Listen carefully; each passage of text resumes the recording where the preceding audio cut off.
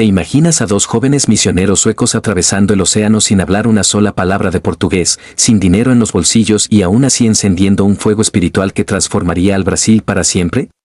Dicen que antes de partir, en una reunión de oración, un profeta habló en lenguas y pronunció algo que sonaba como Belém. Nadie entendió. Hasta que los brasileños reconocieron en esas sílabas la confirmación divina de la ciudad donde desembarcarían. Hoy conocerás la historia de Gunnar Wengren, un hombre de oración incansable, dones espirituales sorprendentes y una osadía que lo convirtió en instrumento del Espíritu Santo para marcar el destino de una nación. Gunnar nació en 1879 en la pequeña aldea de Ostrosby, en Suecia. Hijo de una familia humilde. Desde niño mostró un hambre espiritual que no podía saciarse con la religiosidad fría de su tiempo. Mientras otros jóvenes soñaban con riquezas o prestigio, él pasaba horas con la Biblia, buscando algo más profundo. En su interior había una santa inquietud. Sabía que su vida no quedaría limitada a las fronteras de su tierra natal. Muy pronto sintió el llamado misionero. Esa pasión lo llevó a los Estados Unidos, donde ingresó en un seminario bautista. Allí profundizó en el estudio de la palabra, pero fue fuera de las aulas donde experimentó su mayor transformación, el avivamiento de la calle Azusa en Los Ángeles. En esas reuniones llenas de oración y quebrantamiento, Gunnar fue bautizado con el Espíritu Santo.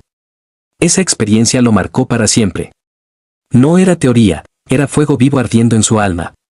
En ese tiempo conoció a Daniel Berg, un compatriota sencillo y de gran fe. Unidos por la misma convicción, ambos comenzaron a orar por dirección. En una de esas reuniones recibieron una palabra profética: el campo misionero sería Brasil. Una tierra desconocida para ellos, pero ardiente en el corazón de Dios. En noviembre de 1910, Gunnar y Daniel desembarcaron en Belém do Pará. Llegaron sin recursos, sin idioma, pero con una fe inquebrantable. Dicen que al pisar el puerto durante una oración, comenzaron a hablar en lenguas y algunos brasileños reconocieron palabras en portugués como una confirmación sobrenatural de que habían llegado al lugar correcto. Los primeros días fueron duros. Calor sofocante. Cultura distinta. Hambre. Enfermedades. Pero lejos de rendirse, eso los impulsó a depender más de Dios. Encontraron acogida en una iglesia bautista y comenzaron a predicar sobre el bautismo en el Espíritu Santo.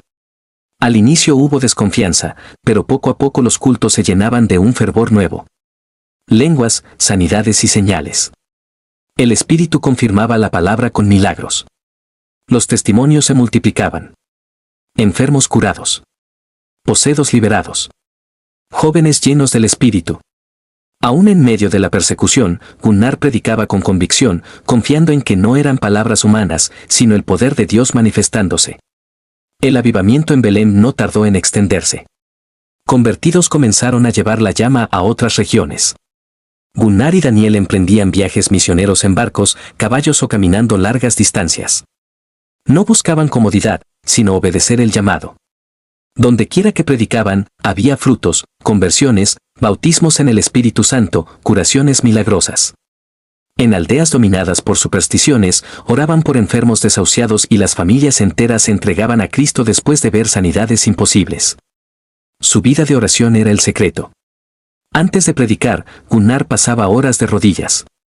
Vecinos testificaban escuchar cantos y gemidos de madrugada provenientes de su casa. Su autoridad no era humana, era fruto de intimidad con Dios. En los cultos, muchas veces la atmósfera se transformaba incluso antes de que predicara. Personas caían de rodillas, confesaban pecados. Otros hablaban en lenguas o eran sanados instantáneamente. Él siempre repetía: la oración es la llave que abre las puertas imposibles. Se dice que en más de una ocasión, personas caían bajo el poder de Dios y llegaban a flotar unos centímetros del suelo, como si fueran levantadas por una fuerza invisible. Dadas por una fuerza invisible. Otros relatos afirman que el mismo Gunnar, en momentos de profunda unción, parecía elevarse mientras oraba o predicaba, dejando a todos los presentes impactados y reverentes. Para los creyentes, aquellos eventos no eran espectáculo ni ilusión, sino señales de que el Espíritu Santo estaba confirmando el mensaje predicado. Para los no convertidos que presenciaban tales escenas, era imposible permanecer indiferentes. Muchos se rendían a Cristo al ver lo sobrenatural de manera tan tangible. Más allá de la controversia o del asombro, Estos relatos muestran que Gunnar Wingren vivía en una dimensión espiritual marcada por la intimidad con Dios. Y aunque la historia no siempre pueda comprobar todos los detalles, lo cierto es que el fuego del avivamiento dejó huellas imborrables en las vidas de miles de personas. Pero el precio fue alto. Las enfermedades, la pobreza y la presión constante afectaron su salud. Muchas veces predicó con fiebre, debilitado, pero firme en su misión. Finalmente, en 1932 tuvo que regresar a Suecia gravemente enfermo. Allí falleció en 1933, a los 53 años. Su partida no apagó la llama.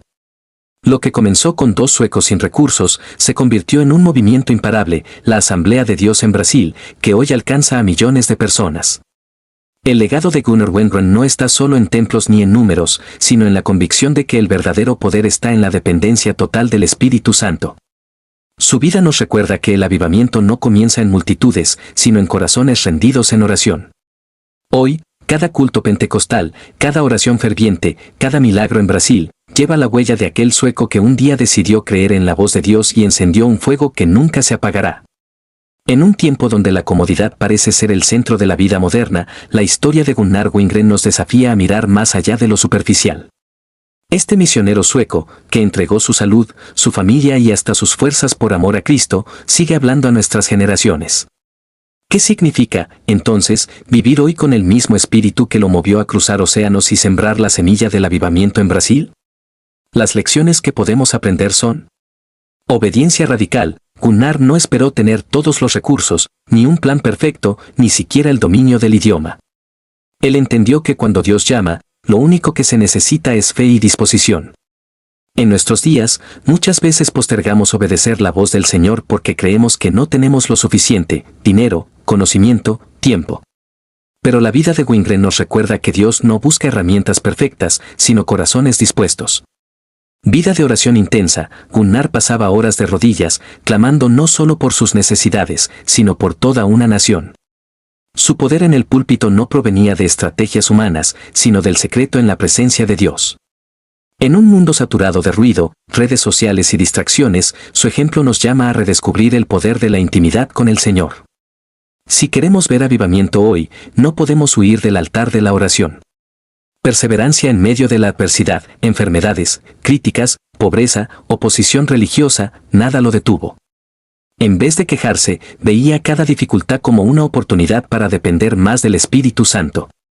En nuestros días, donde fácilmente nos desanimamos ante la primera oposición, Gunnar nos enseña que el verdadero ministerio no se mide por la ausencia de problemas, sino por la fidelidad en medio de ellos.